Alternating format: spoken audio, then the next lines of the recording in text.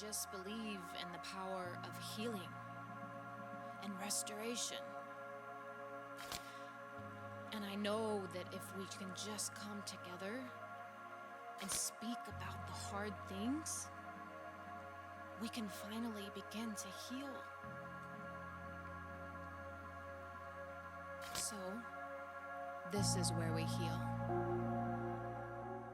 Hey guys, this is another episode of This Is Where We Heal podcast. Today, I'm going to just be doing a Q&A. I haven't done this in a while, and it went over really well last time. And I get questions a lot on my social media, so we're just going to do simple Q&A today. Sometimes I feel like the questions that I get are pretty universal and can be relatable to a lot of people, and so it makes sense to just put it out there for whoever needs to hear it. Today, my first question that I got is, how do you know who God is sending in your life versus who the enemy is sending into your life? And I actually really love this question. And it's something that I've dove into in the last couple of years in particular, which I've talked about in other episodes. But one thing that I have found for myself personally is that the things that God brings into your life and the people that God brings into your life align with the path that you're on. They align with the vision that you have for the things that you want to do that pertain to your purpose.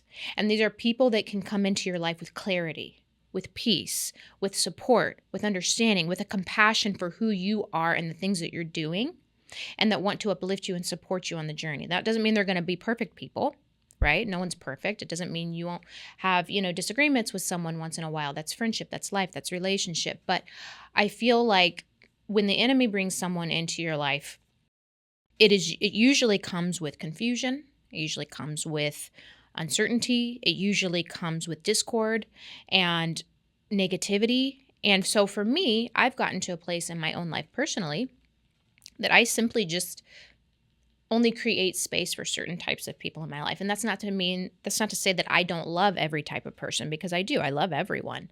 But you can love someone and still not give them access to your life. You can love someone and care for someone and still not let them come into your life when they're constantly, planting seeds of anxiety and discord and things like that. So I would say the number one way to know that a person is truly from God in your life is that, one, your body and your nervous system feels calm and peaceful around them.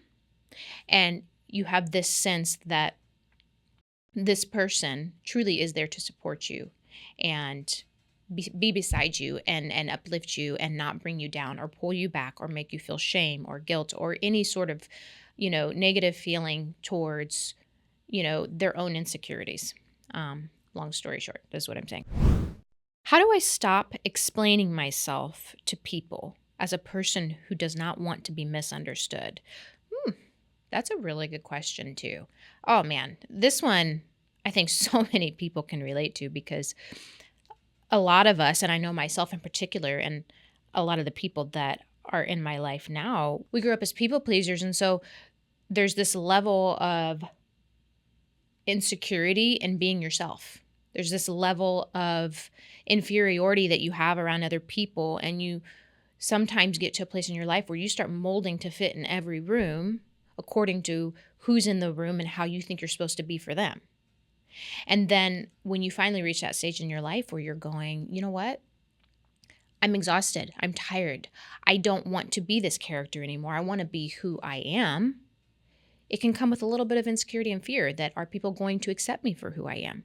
Are people going to see me for who I am? Are they still going to love me if I'm truly, genuinely my authentic self? And the answer is maybe and maybe not. They may not. But that's also how you know who's meant to be in your life and who isn't.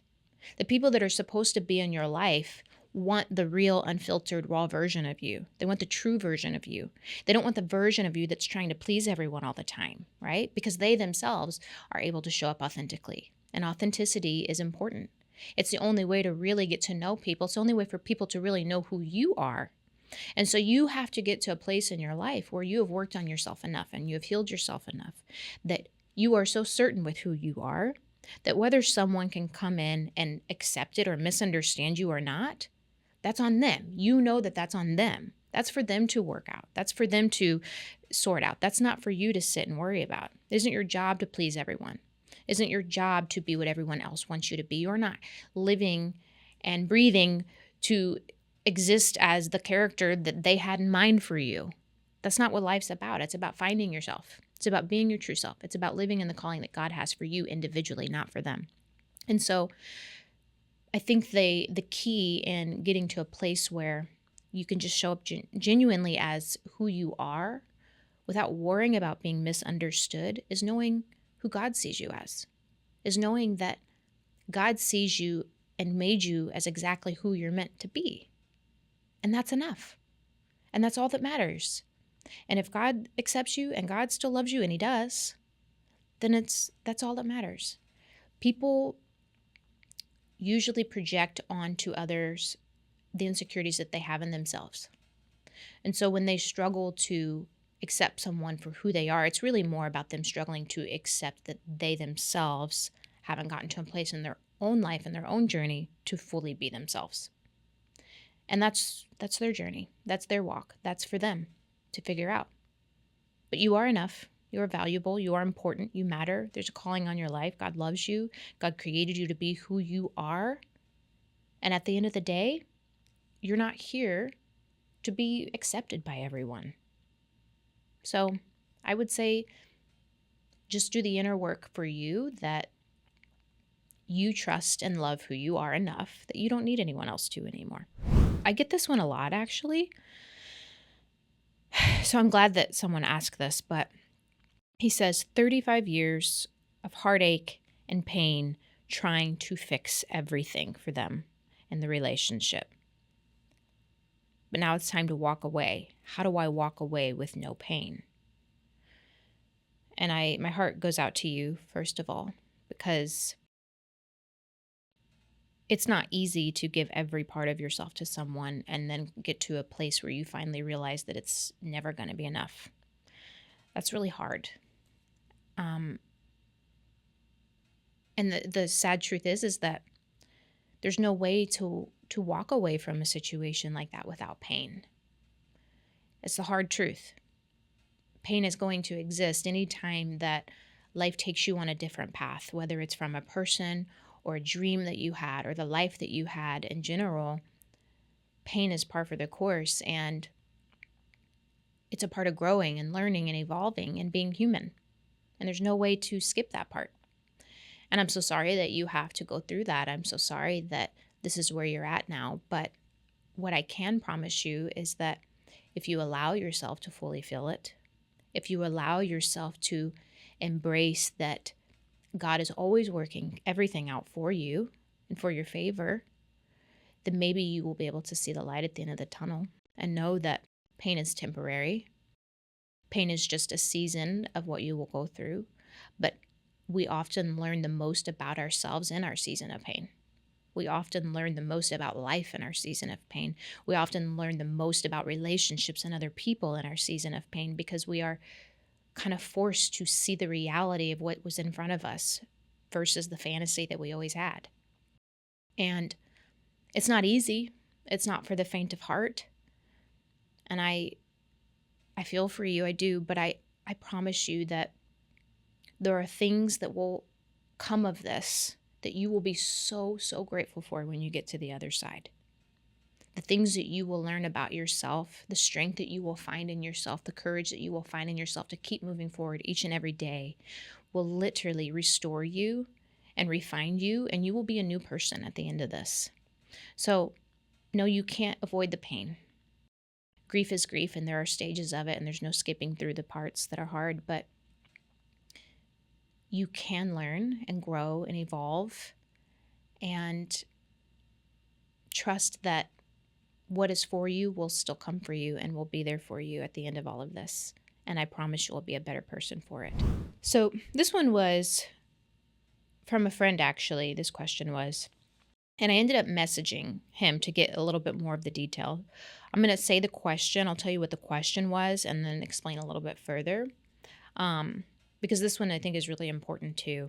He said, how do you let go of the anger that you feel towards someone without then going back to romanticizing and falling back in love. And this was about someone that he had been in a relationship with that he loved that really hurt him and betrayed him in that. And what he found was that when he let go of anger, anytime he was releasing the anger, he started to feel like he wanted to go back.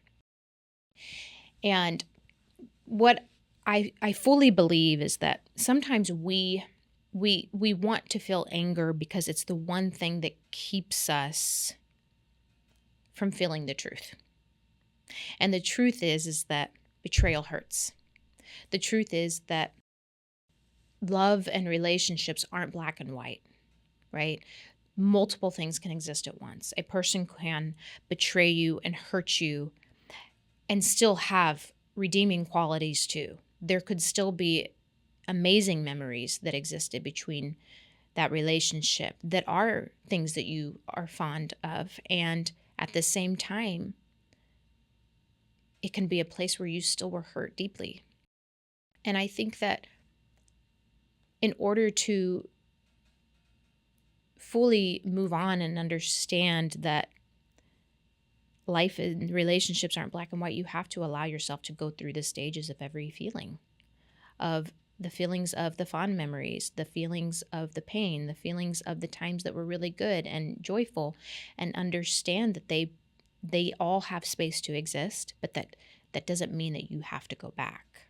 So what I find a lot is that people get led by their feelings. We all do. We're human, right? We get led by our feelings. And the truth is that our feelings aren't always the truth. Our feelings will lead us astray many, many, many times. And so getting firm in, I love this person, I loved this person, but I deserve trust. I deserve clarity. I deserve a relationship where the foundation isn't broken by something that they did to betray me. And holding to the truth versus the way you feel. Yes, you loved that person. Yes, there were good times that happened. Yes, you will probably always have a part of you that cares for that person, but you can care for someone and still know that what they did isn't acceptable, is a non-negotiable for you moving forward. And that what you want is someone who is trustworthy and loyal and committed and isn't going to break your heart. So this person asked, have you experienced being deceived and betrayed by different people? Yeah. I think to be human is to experience betrayal. I think that no one gets to get a get out of jail free card when it comes to hurt and pain and deception. The unfortunate truth is that there are a lot of hurting people in this world. And as they say, hurting people hurt people. And so I made a choice a long time ago that I would heal my pain so that I wouldn't continue to hurt people because of the hurt that other people caused. And I think that's the key. I honestly do. I think that as we heal ourselves, we heal the world around us. And so, yeah, of course I've been deceived and betrayed and hurt in many different ways. Obviously, I've talked about that very openly. My first relationship was abusive. It was a man that nearly took my life. It was a horrific thing that happened to me.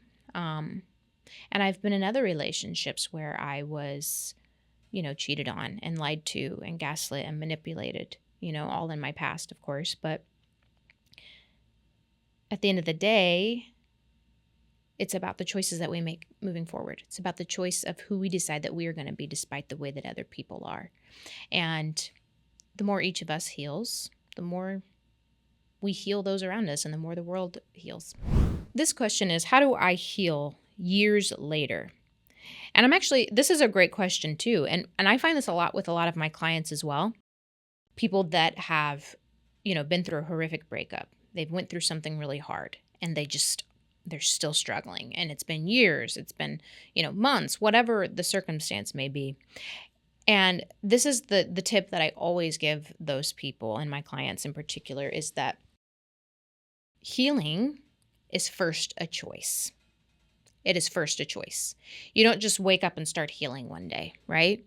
You have to make the choice within you that I refuse to let this circumstance, this thing that happened to me, define my life.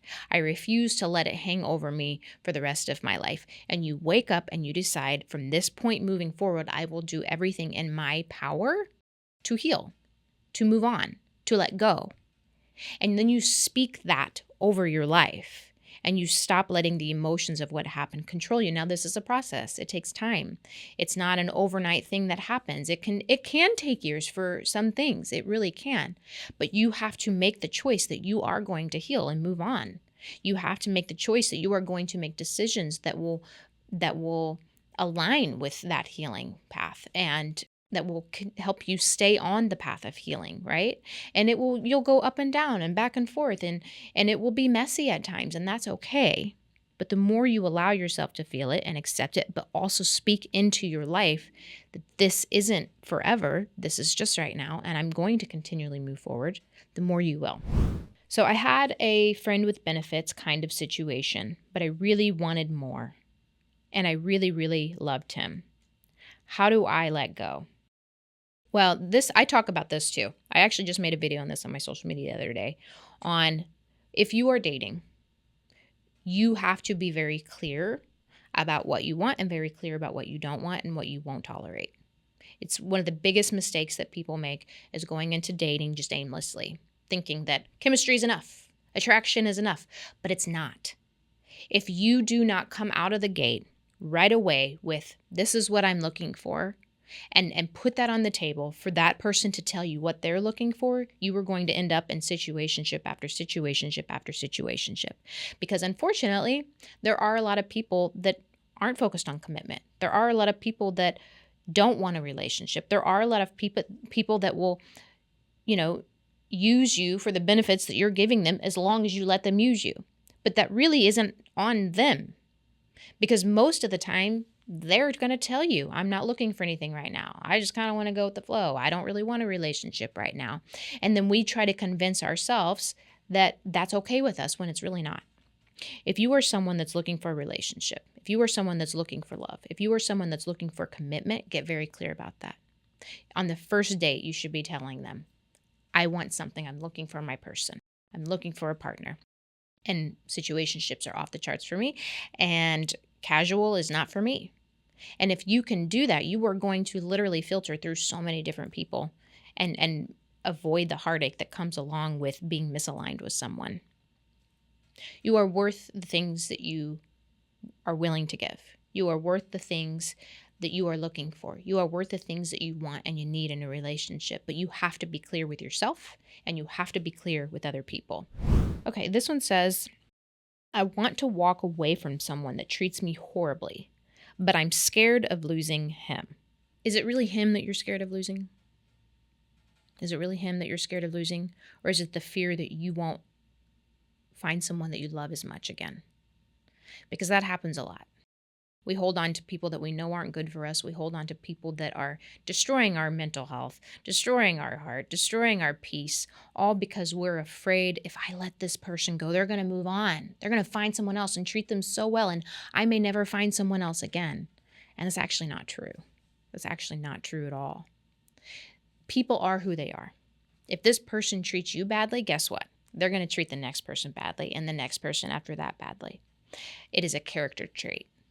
Right? It is not about you. It is not about the relationship that you're in. This is who they are. And the only way for you to actually find real true love is to shut the door to the things that aren't good for you. Now, I don't think that you're actually afraid of losing this person. I think you're afraid of being alone. I think you're afraid that you won't heal or recover, but you will. You will. I can promise you that there are multiple relationships that you have been in the past where you thought, I'll never get over this. I'll never move on. I'll never love someone this much ever again. And guess what?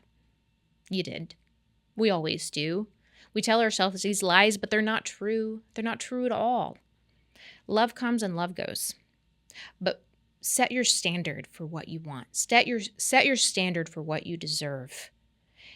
And honestly, kindness is the minimum. It's the bare minimum. Kindness, consistency, communication. Those are the bare minimum things that you deserve in a relationship if you actually want a good, healthy relationship. And if a person can't give you those things, they're going to destroy your mental health. They're going to continue to hurt you. You have to make the choice. Do I want to stay in a relationship because I'm afraid of losing someone that's not even good to me? Or do I want to find the right person for me that's going to make me realize that this was a waste of my time? There is someone out there for you. There are good people out there. And I don't want you to lose that hope, because just because you've maybe only experienced the worst doesn't mean the best isn't out there, but there are parts of you that have to heal first so that you no longer tolerate that type of behavior. Relationships come and relationships go, but who you decide to be for yourself, the way that you treat yourself, the way that you love yourself, the way that you honor yourself will determine the relationships that you end up in later. And you can't always know exactly who someone is coming in, but you can learn to trust yourself. You can learn to trust your own instincts. You can learn to trust your nervous system and your body when it feels like something is off. But getting very clear on what you know you deserve and you want in a relationship is going to save you so much heartache. If any of this was helpful to you or resonated with you, be sure to send it and share it with a friend. I appreciate all the feedback. I appreciate the questions that you guys send in. And you can find me on Instagram, Ashley Maland. You can find me on TikTok, Ashley Taylor-Maland. You can find me on Facebook. Make sure that you like and subscribe, and also be sure to follow the podcast. You can follow the podcast by subscribing on my YouTube channel. You can also follow the podcast on Apple, Spotify, and other streaming services. But I appreciate you. I appreciate your support. These are the best ways to support me in return. And that's a wrap.